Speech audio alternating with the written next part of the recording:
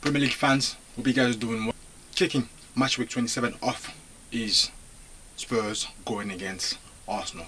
The North London derby, arguably one of the best derbies there is in the Premier League. It has somehow become even more interesting given that Spurs have improved over the years. So where do we start?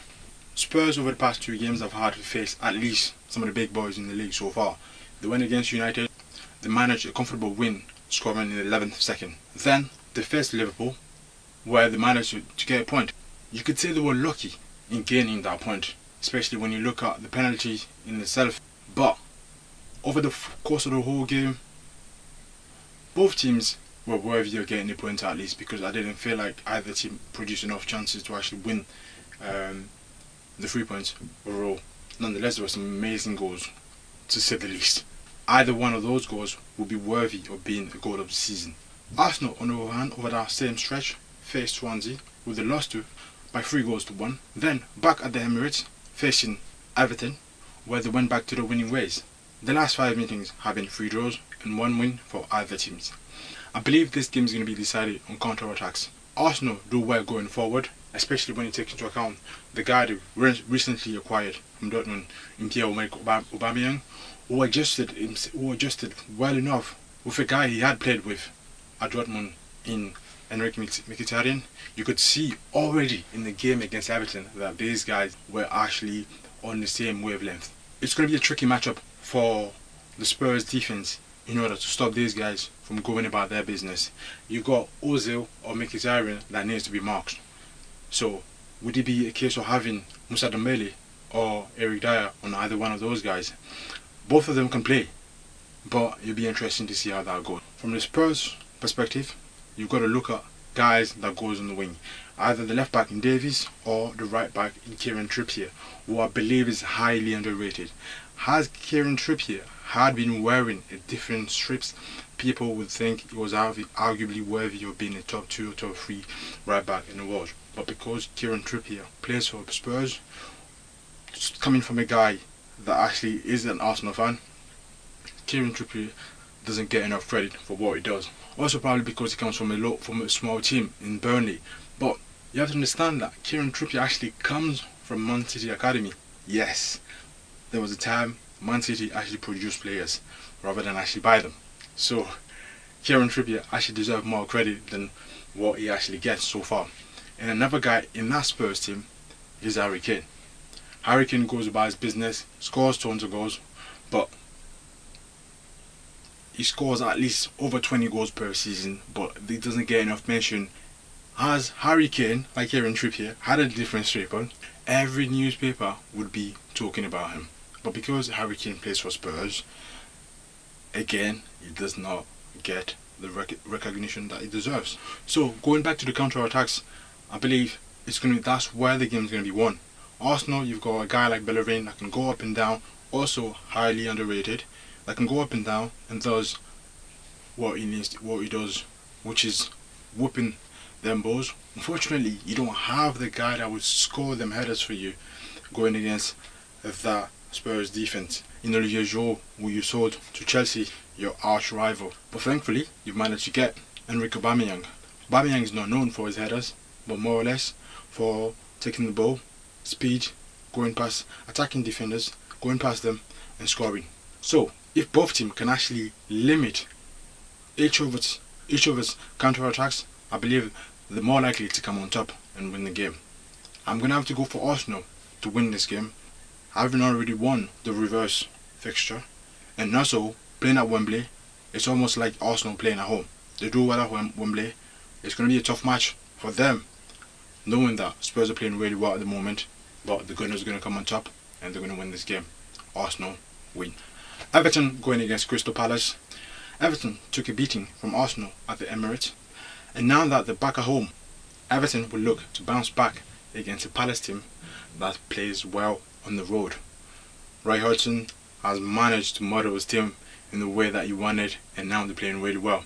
Even though they without some of the key pieces in Wilfried Zaha and Ruben Loftus-Cheek, I feel like it may still not be enough for them to actually win against Everton.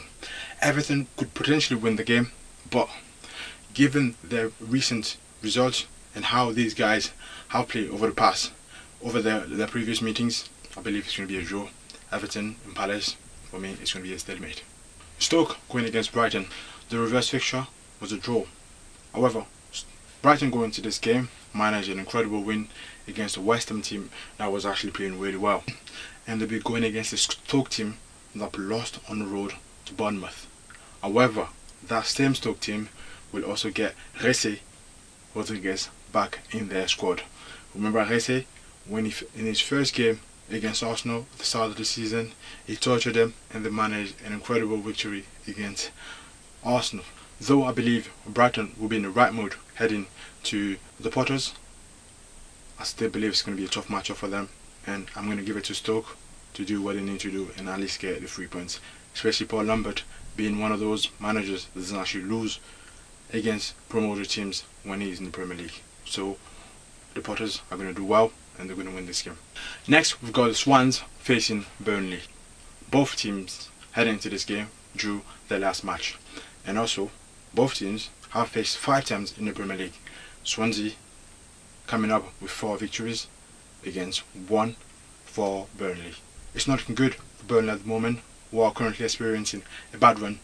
They are my other team in the Premier League at the moment. I really like them. I really like how they go about their business. I really like their manager. I really like the whole chemistry of the team. But they'll be facing a Swansea team that has been on a 2 straight run of home victories, especially against big teams. First Liverpool, then Arsenal. This is the first time I'm going to actually go against Burnley, and that's because I feel like Swansea at home at the moment can beat anyone. I'm going to go for Swansea to win this game, but a draw could be likely. Nonetheless, I'm still adamant the Swans could do exactly what they did to Liverpool and Arsenal to Burnley. The Swans win this game. Next, we've got West Ham hosting Watford. The last 5 meetings between those two teams have gone in favour of Watford, who have managed 3 wins, and West Ham has 2 victories. West Ham coming into this game lost to Brighton, whereas on the other hand you've got Watford heading into this game managed an incredible victory against Chelsea. You feel as though Watford heading into this game are all set to take the 3 points. But David Moyes and the Hammers at home have been playing some really good football. They are getting guys off the bench coming in and making good contributions. Even if they can't get the whole 3 points, to at least snatch a late point in difficult matches. But like I said, Watford heading to this game, they know they've managed to torch Chelsea when no one expected them to do so. So they will feel as though they can go at West Ham and exactly do the same thing. But I'm skeptical of that happening, and for that reason I'm going to go for a draw between the Hammers and Watford. The last game on Saturday is between City and Leicester. City, in the last game against Burnley, I expected them to draw because I felt like Burnley mentally were prepared to go against them and actually managed to get at least a point into that game. And also because I felt like City might underestimate who Burnley are in terms of how well they play. And I'm sure it's not exactly the kind of result that Pep Guardiola expected. But they're going against a Leicester team that has been without Mahrez for quite some time. Fortunately for them, Mahrez has decided to return to training and is available for selection, going against a team that he wanted to go to, which unfortunately did not materialize, which ultimately also left him leaving the team or probably going AWOL for quite some time. So I believe it's going to be slightly awkward going against them. But I feel like Mahrez will want to prove a point to both teams. First to Leicester, to prove that he's actually way better to be in that team, and also to City to prove that he's also too good to be in that Leicester team, and they should have came and tried harder in order to get him back, especially when you know that you got a boy like Sané who's actually sidelined for quite some time at the moment. So Mahrez would have been an ideal replacement for Sané and allow City to continue to increase the lead they have between them and Manchester United. So I expect Mahrez to go out there and play really well, especially trying to team up with Vardy and have a good game.